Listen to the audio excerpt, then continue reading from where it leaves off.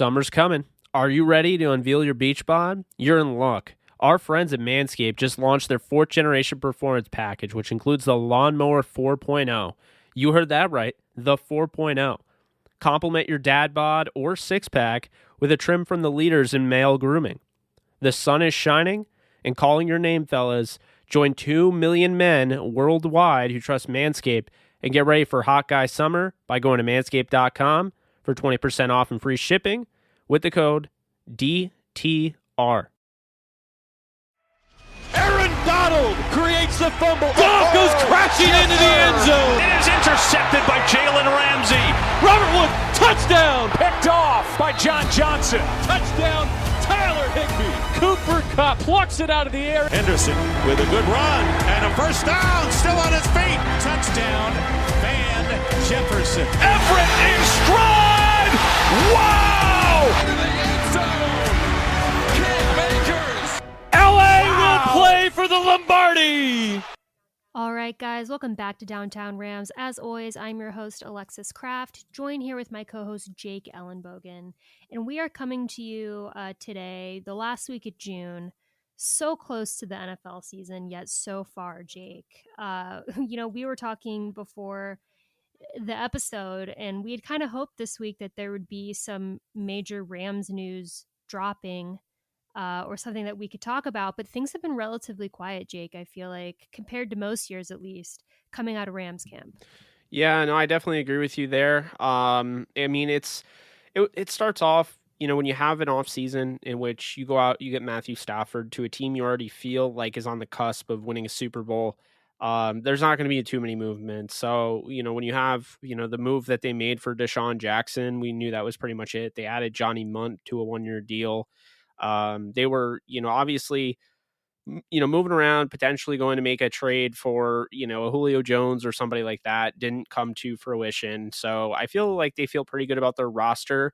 They might, add a veteran linebacker or a veteran pass rusher, maybe a guy that we've mentioned on here, Melvin Ingram, and, Justin Houston's also available. So, I do think it's going to be relatively dead, though, for Rams fans hoping for all new faces and what have you. And I've seen a lot of them out there saying, we're going to go and get, Richard Sherman, and we're going to get this, we're going to get that. I just say temper your expectations a little bit. If there's anybody they get in the secondary, I think it would be Brian Poole, a guy that's had familiarity, with Raheem Morris going back to his days with Atlanta.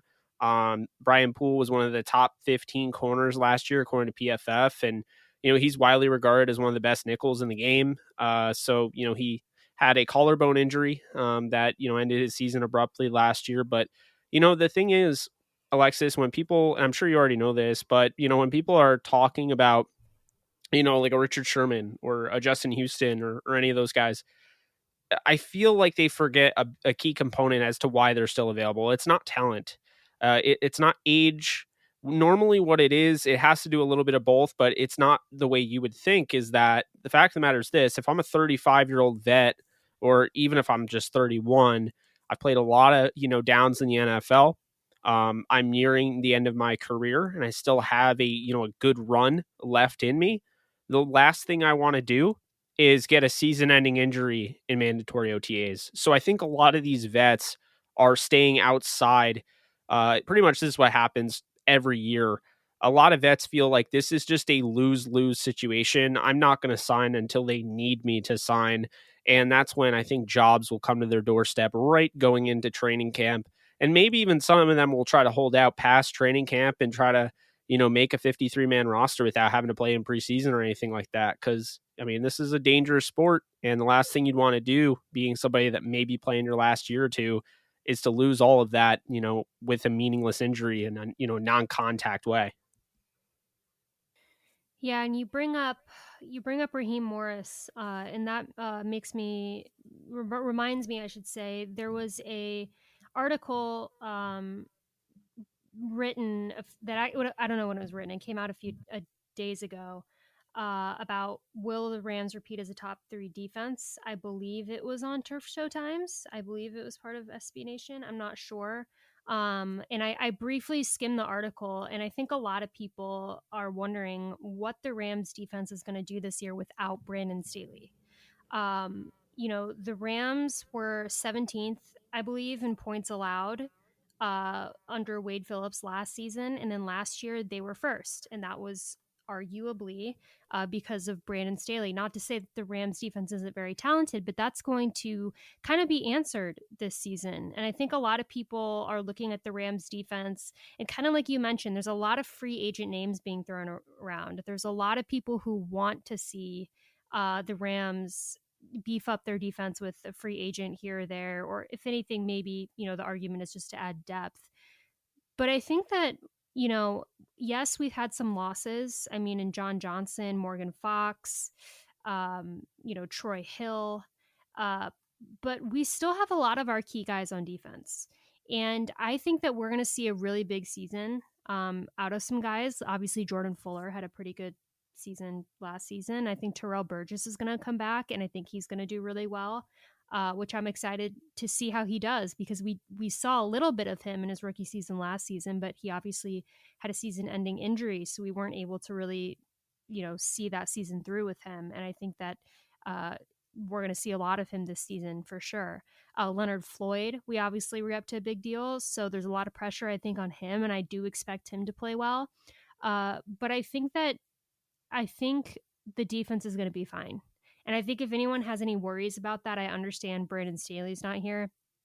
And I do give Brandon Staley credit. I do think that the Rams defense played really well, um, partially because of him. I think he did a really good job, but I also think that we have to give a lot of credit to our players. And, Raheem Morris is going to come in and he's going to do his thing. But at the same time, I think that we should remember that we really, for the majority, of our defense, these are guys that are returning players, and I think that they're going to be fine. I don't think that there's any, you kind of mentioned guys like Richard Sherman. I know that people would love to sign him. I agree. I think he obviously in the day was very, very talented. I do think though he's an older corner, and I think if we're going to be adding free agents, he's not someone I'm particularly interested in. But at the same time, I just don't think it's someone that we need.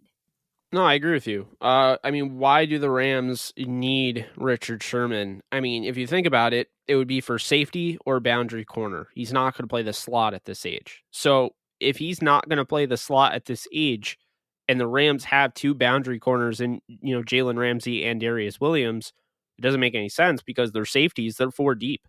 Regardless of how you feel about Nick Scott, he's a lot better than people give him credit for.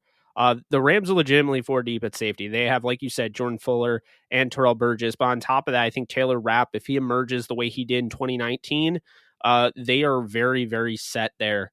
On top of that, like when you look, they added Robert Rochelle. They feel better than I do about David Long. I just don't see the need for that. So that's why, I mentioned Brian Poole, because this is a nickel corner. This is somebody that actually could fill a need if they don't feel good about their nickel spot moving into the season. And I'm sure they'll get more of that. They're going to be doing another, I believe it's going to be in Oxnard. They're going to be having another joint practice against the Cowboys, probably, I don't know what the word is.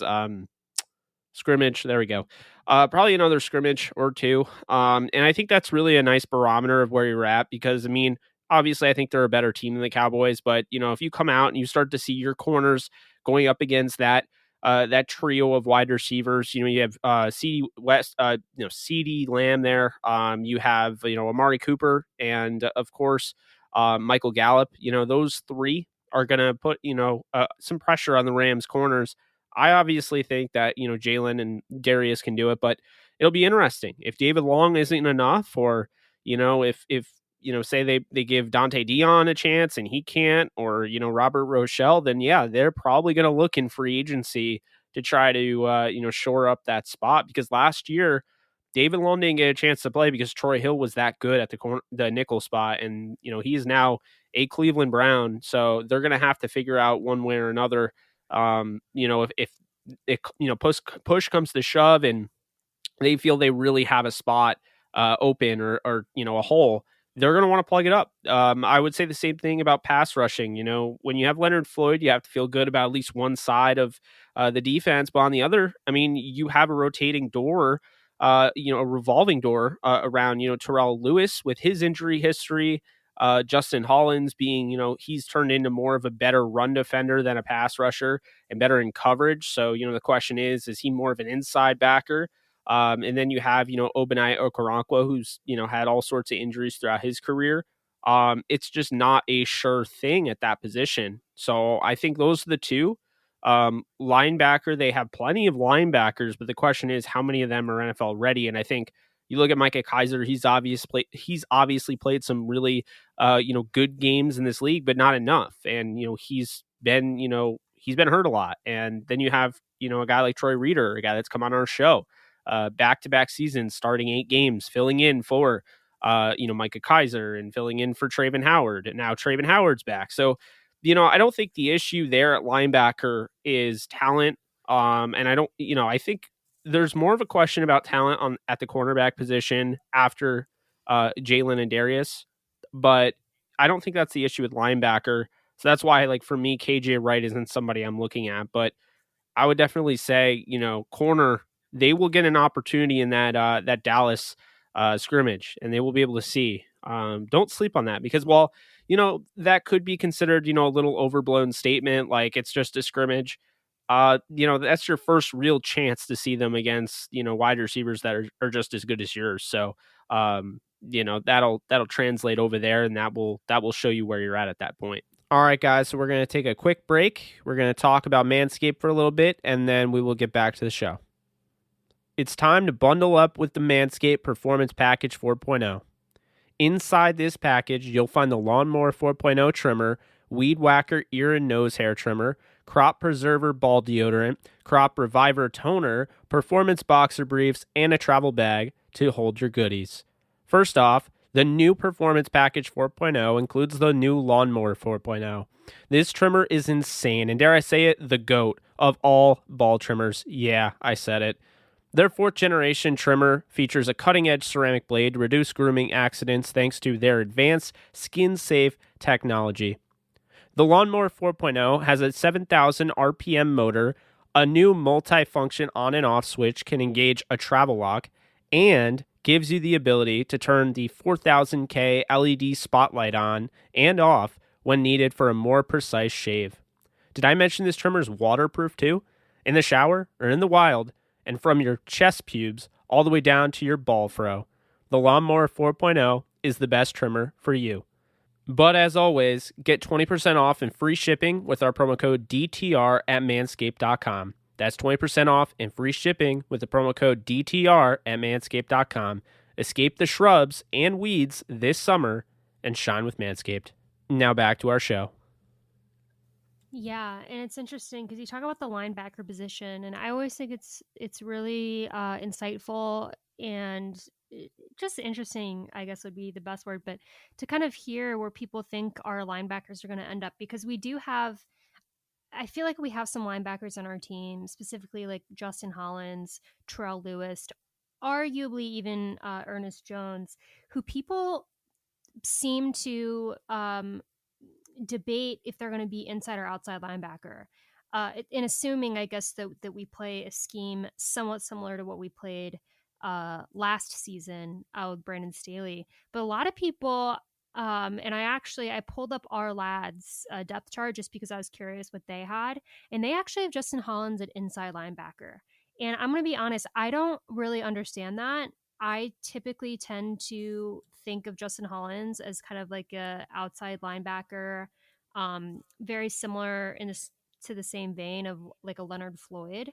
And I'm just curious to hear your thoughts on that, because if I'm looking at their depth chart here at the linebacker position, the 4 starters they have Okoronkwo and Floyd on the outside, and they have Kaiser and Reeder on the inside.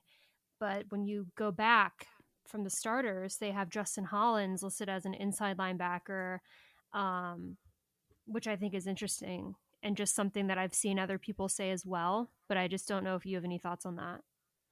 Yeah, so first off, I think our lads does a good job of, staying with it and having some accurate depth charts. Keep in mind, we don't even have that information as of right now. The Rams have not put out a depth chart. No team really has, so I get that. I think that's more of their doing. I mean, they also had when the Rams got Leonard Floyd, they had him playing inside backer. So I think that's just them and how they see it. But the fact is, I think Justin Hollins might be more equipped to play inside linebacker based on the fact he's really good in coverage. He's actually improved tremendously in that area. He's improved against the run, and he's not the best pass rusher. And it's a weird, revelation when you're talking about a fifth round pick that was the East West Shrine Game MVP. Ran, an incredible 40 time and was, super athletic, tested extremely well at the combine out of Oregon. And you're seeing him and he's not really translating in that area as a pass rusher. And I know he had production last year and I really like him. But the question is, what is a better position for him moving forward to keep his trajectory on pace? Because I do think he has a decently high ceiling, not a super high ceiling, but I feel like if he stays a pass rusher, he stays a full on pass rusher. I just feel like that might be limiting his strengths, which is weird because that was his strength at Oregon. He hasn't really gotten better in that area, whereas I feel like he has expanded his game in other ways. So it's tough because he played a little bit of both, for the Rams. And, I think they kind of liked him more at outside linebacker. So, that's probably where he would play. But, Vic Fangio and company were trying to get him to play inside. They saw those characteristics. And so they were trying to convert him to an inside linebacker. And if you remember, they cut him.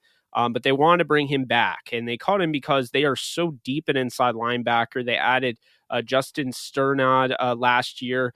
They have Alexander Johnson. They have Josie Jewell.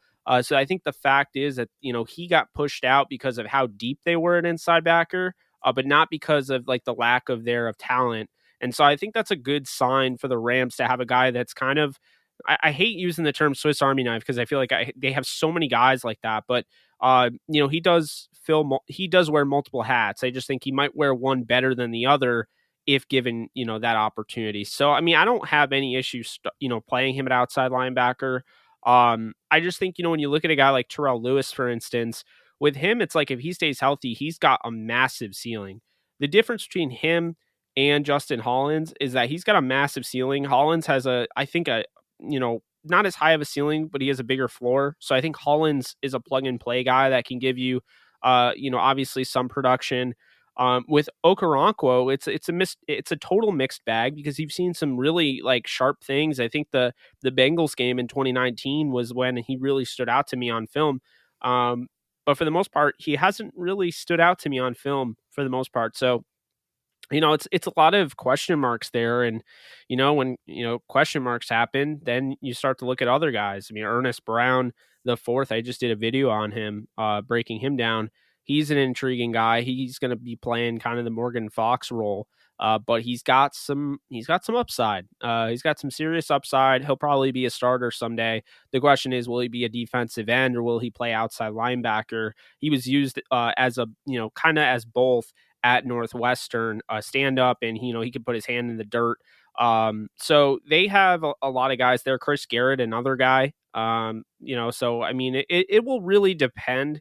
The scheme, to me, from the way I see it, it's going to be very similar to Brandon Staley, while adding some nuance of the things that Raheem Morris has learned throughout his time coaching in the NFL. And I mean, he was part of the Tampa 2 with Tampa Bay. He was with the Falcons. So, we will see what that means. But I do think it is interesting, the guys that they prioritized, they didn't necessarily fit a Brandon Staley defense necessarily. They didn't really go out and get anybody that was like a guy that Brandon Staley would have coveted. So that's kind of my thoughts on that is that, I think they're gonna be playing a similar style defense, but it's gonna be Raheem Morris's own defense. I think that's an important thing to say because as great as Staley was and his rookie year, of course, the thing is that Raheem Morris is a veteran coach. And so he's not going to just entirely do everything the way Staley did it.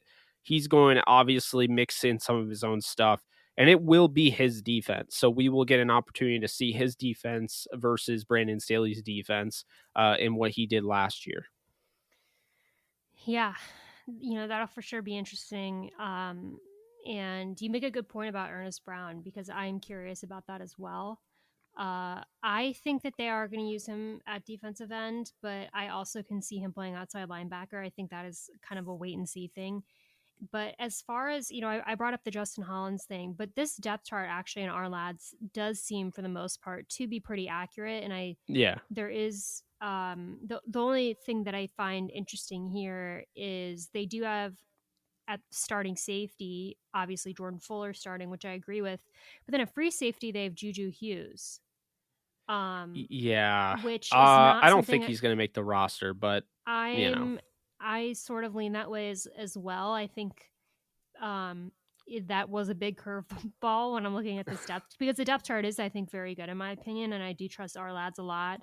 But what I kind of feel is that Terrell Burgess is going to be in that position, and it's interesting because if you look at this depth chart at strong safety, like I mentioned, they have Jordan Fuller, and then they have Taylor Rapp, and then they have Terrell Burgess. If you go to free safety, they have Juju Hughes and then Nick Scott. And I tend to think that Juju Hughes probably won't be on the roster as well, and I think that Terrell Burgess is going to slide into that starting free safety position, and Nick Scott will be backing up Burgess and something along those lines. But I definitely don't think that Juju Hughes is going to be starting at free safety for us. But yeah, it looks like Fuller's going to be starting at free safety, and that they're going to use Burgess at strong.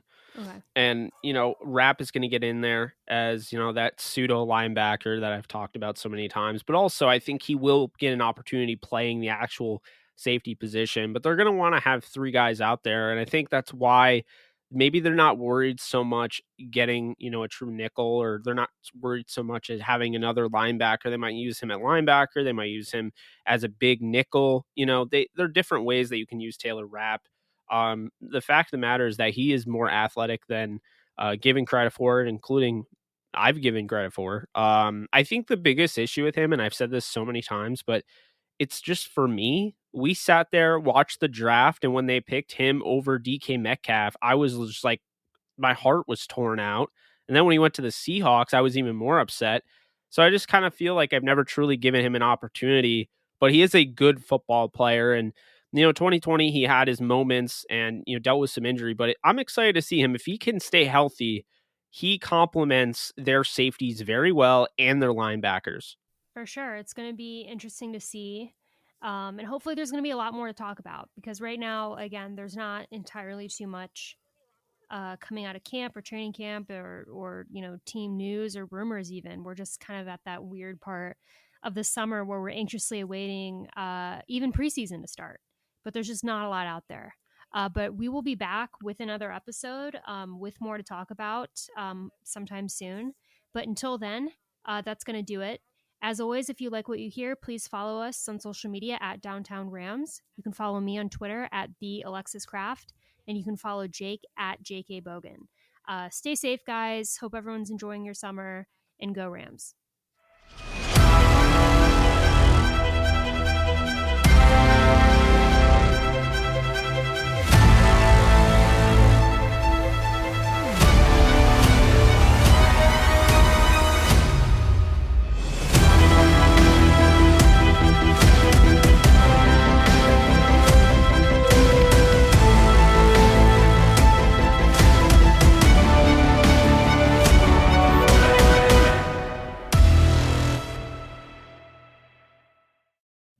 Get 20% off and free shipping with the code DTR at manscaped.com.